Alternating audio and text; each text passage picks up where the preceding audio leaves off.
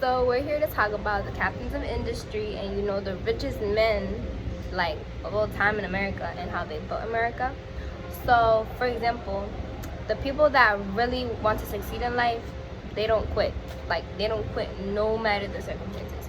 Like y'all ever heard of Rockefeller? The Rockefeller Center in New York? Yeah. He was like pretty big dude. Like he did a lot. Like, he did like the oil refinery and such. He's gonna come up, you know. Even though there might be like some things about him that a lot of people don't like, I still personally think like he did a lot.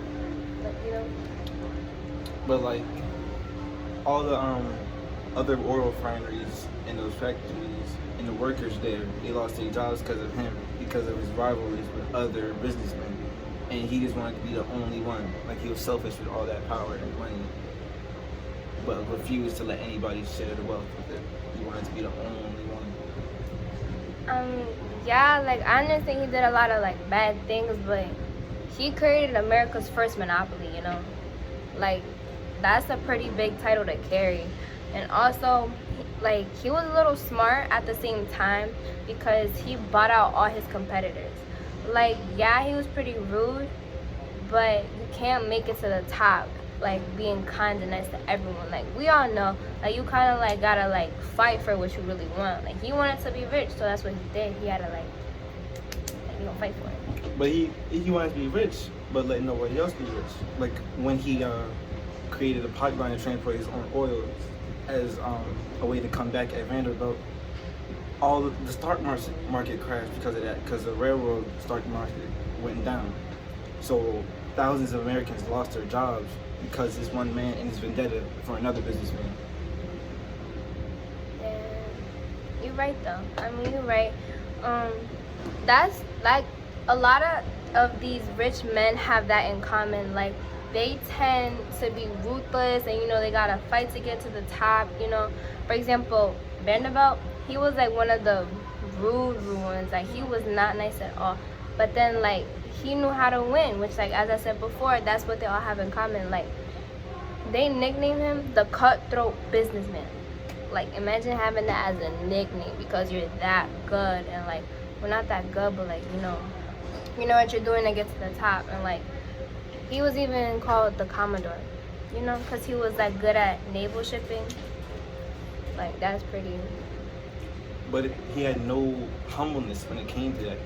Like he wanted everybody to know how big and powerful he was, even to go as far as to start like Grand Central Station, not for the people of New York, but for himself, so everybody would know who made that. Vanderbilt, all big and mighty and powerful and rich, just prideful. Yeah. Oh, you know what else he did? He closed the Albany Bridge so his competitors could fall. And guess what he did? He bought them all out. So by him buying out all his competitors when he closed the bridge, he gained all that money and then just reopened it. Like, how he think like that, I mean, he's a bit of a booty hole, but he's still rich at the end of the day. Like. But how did he get rich? Through cruelty.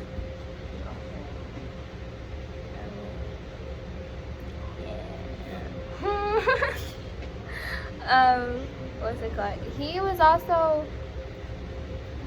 We should put up. Yeah. So he was pretty ruthless, but at the end of the day, he really pioneered the technique of being a majority shareholder. Like, in case you guys don't know what that means, a majority shareholder is somebody who buys out like a lot of other people's stocks. So the more that you buy, basically, that's the more that you own. So you know what that means? You're basically like majority shareholder because like you own majority of what other people have. So he also did a lot of big things, like he sold transportation, the railroads, choo choo. That's a good point. And all that. You want to talk about Carnegie?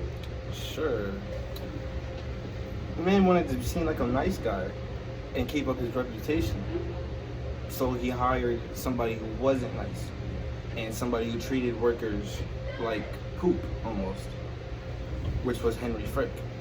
But in actuality, Carnegie wasn't really a nice guy. He was just a coward, and he didn't feel like giving his own commands to his own workers. So he hired somebody else to do it for him. And Frick. Well, personally, you can say that Carnegie was maybe not probably the most outspoken person, but he also was out of all these men that we're talking about, he has to be known as probably the nicest one. You never really hear anything bad about Carnegie other than someone over here who just called him a coward. Because he just put all the blame of the bad stuff that basically he's responsible for on Frick. By giving Frick all that power, and everything bad that Frick did is mainly Carnegie's fault in actuality. But then again, Frick was his own person, all the bad decisions that he made should have gone on him. For example, the situation with the South Park Dam, that was his fault because all he wanted to do was open, the road for his carriage, and look what that ended up doing, killing thousands of people. And that blame was about to be put on Carnegie when it wasn't even his fault, and he didn't even know about it. So. But instead of putting all that trust in a Frick, maybe Carnegie should have kept an eye on what he was doing closely, instead of just completely trusting him, even though he knew what kind of person Frick was. You have a good point. I mean, Carnegie was a pretty good man at the end of the day. He started working at 12 to support his family. That's younger than us. We're 16, 17, and we're over here just basically getting money for ourselves. Imagine being that young and having to support your whole family. I guess that's probably he grew up to be so humble or so noble. Honestly, I think that's why Carnegie grew up so humble, because since he had to start working at such a young age, that kind of has a big effect on a person. He also was one of the first people to start working on steel. Steel became such a big product, a lot of people started advertising it, and guess what he built with it? A bridge. A bridge. He built the Eads Bridge across the Mississippi River. The Mississippi River. That's big. And a lot of people seem to be scared to, go across it. But I mean, who wouldn't? It's a steel bridge. You don't really know how it works. But how did he take away people's fears? An elephant.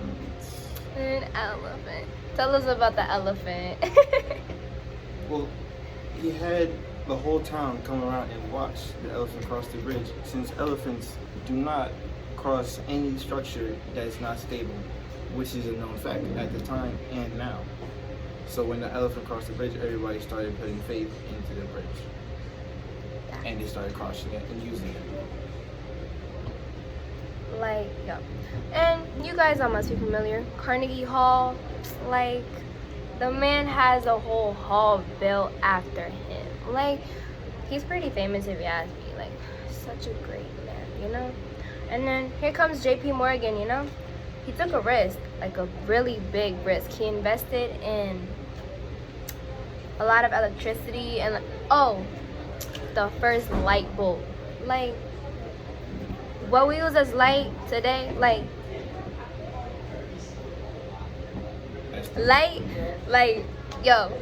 the first light bulb. But he had a really big risk. Another thing he would do, he would invite everybody over to see his work, the work of a light bulb.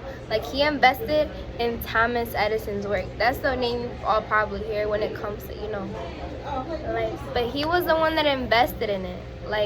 He supported the money, all of that. And imagine having such a big, creation. He intimidated a lot of people. He even intimidated Rockefeller. That Rockefeller was always after him. Yeah, so intimidating Rockefeller, that's a pretty big thing. But what else did he invest in? Well, a part of investing with light bulbs was investing with AC, which is alternative current, which is a safe current to use for putting electricity in people's homes for light bulbs. So he stayed safe with his investment as well. So that's a lot of information that we covered, and that's the captains of industry for you. Or robber barons. which is what most of them are.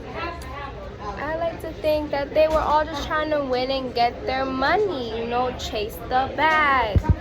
But it's whatever. So thanks for watching. I hope you guys enjoyed and got educated. Bye.